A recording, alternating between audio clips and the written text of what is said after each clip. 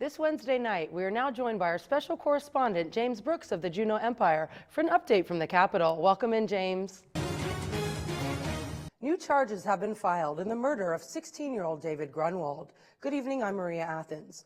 Crime and safety reporter Marlise Irby now joins us live with details. Marlise. Alaska's former governor Sean Parnell has just publicly endorsed gubernatorial candidate Mike Dunleavy over his former lieutenant governor and fellow Republican Meade Treadwell. How was it this year? It was amazing.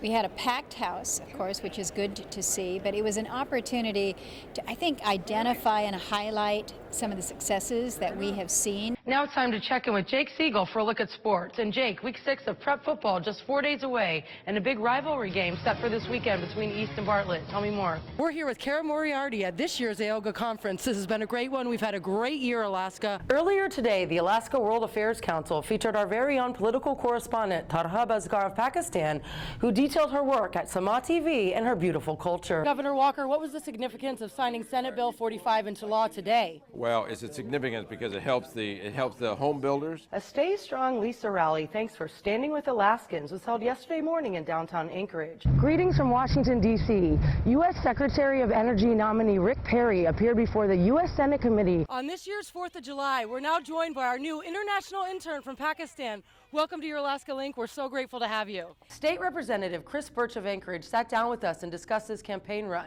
in his quest to be Alaska's next state senator for Anchorage District M. Today's Make It Monday Forum focused on Chugach Mountain Glacier water straight to your tap. Alaska's Greek Festival was a hit this year and attracted a large crowd during yesterday's sun and even in today's rain. Opa. Claiming the title Miss Alaska USA is no easy feat, and one Alaska native has done that for the very first time in history, and now moves on to represent the state in the Miss USA competition. Tonight, we bring you part 1 in a special 3-part series, Chasing the Crown, as we chronicle Miss Alaska's journey to the nationally televised competition, aired right here on KTBY Fox 4. Christina Loeb now joins us live, who brings us the latest from inside the Capitol building. Welcome, James. Thanks, Maria. Glad to be here. Always glad to have you. And so firstly, let's talk about public testimony held last night regarding the budget. You're watching Fox 4 News at 9, KTBY Anchorage. This afternoon, the Alaska Supreme Court reinstated challenger Dean Westlake as a Democratic primary House District 40 winner over incumbent Ben Nagiak. Good evening, I'm Maria Athens. A mix-up occurred in the region when a variety of voters were given both Democratic and Republican primary ballots instead of just one. Today's decision reversed last week's Superior Court ruling, which deemed Representative Benjamin Nagiak as a winner by just 2 votes. Today's final ruling maintained the initial election results and places Dean Westlake as the final primary winner. As the general elections are coming up next month, I sat down with Senate candidate Vince Beltrami, who revealed why he is running. I'm running simply because I think we need new leadership down there. I think it's time for a change. The group that's been in charge, including my opponent, haven't dealt with our $4 billion deficit. They had every opportunity to do it last year, but instead they spent 156 days not passing any measures, and then just took $3.5 billion out of our savings and called it good. Vince Beltrami is challenging Senator Kathy Giessel for Anchorage District N Senate seat. I don't think that she has been one who does a very good job at reaching across the aisle. She doesn't do a great job of listening to her constituents. I've knocked on 7,600 doors as of yesterday, and I hear from people all the time who wish they were treated with a little bit more respect when they deal with their representative. And I think you have to have, I'm willing to listen to anyone, whether I agree with them or not, to respectfully listen to what they have to say. General elections take place Tuesday, November 8th. For more information on this year's elections, access our website, youralaskaalink.com.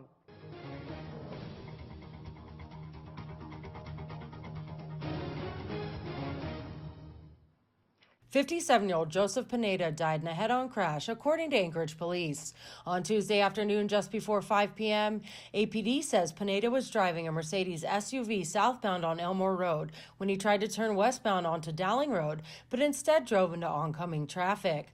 Police reports that Pineda was taken to the hospital where he passed away, and the 3 people inside the Dodge Durango Pineda's truck were also treated for non-life-threatening injuries. It is believed Pineda may have suffered a medical incident just before the crash. An autopsy will be conducted to determine the actual cause of his death. Please stick with us. More news is next. Greek Orthodoxy is the founder of Christianity, and Anchorage is home to Alaska's only Greek Orthodox church, Holy Transfiguration. Holy Transfiguration held its annual Christmas Vigil beginning Christmas Eve at 10:30 p.m. until the wee hours of Christmas morning.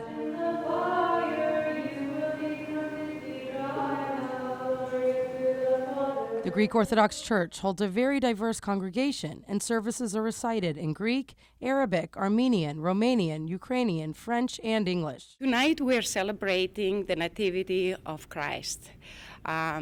Christ's birth brought us the love, compassion, and hope. How wonderful. If all of us will embrace these gifts, wouldn't our world be a nicer place? Alaska's first Greek Orthodox presence began in the early 18th century. Holy Transfiguration held its first service on June 14, 2014. I am from Palestine, from Bethlehem, born and raised in Bethlehem, and we moved to Alaska in 1985. The city's Greek Orthodox Church holds the distinction of being the northernmost parish of the Greek Orthodox Archdiocese of America. It's a wonderful community. It's not just Greek. Of course, I'm not Greek. I'm a convert, and we have a lot of converts in our parish and people from all various kinds of ethnic backgrounds, and everyone's welcome to come and worship here with us. We have a unique understanding of what this holiday means, and to put it simply, we put the Christ back in Christmas. Our U.S. Secretary of Transportation, Elaine Chao, was just here. You took her all over. Do you want to just tell us about that one? And obviously, seeing and being in Alaska is so much different than hearing about it. Oh, it is. To have Secretary Chao up in Prudhoe to look at our pipeline. She is in charge of not only the roads, so talking the Dalton Highway with her was important, but also the safety and oversight of our pipelines. And so for her to understand what it means as a state to deal with a pipeline that is less than half full, from a safety perspective, the safest way is to make sure that that pipeline is filled. So we had a great opportunity to visit with her up in Prudhoe. Senator Sullivan and I kind of teamed. You're 3,000 miles away from your constituents. What are the biggest challenges? And you're always consistently back in the last frontier, going all around the state. All around. And that's what has been so great during this time back home.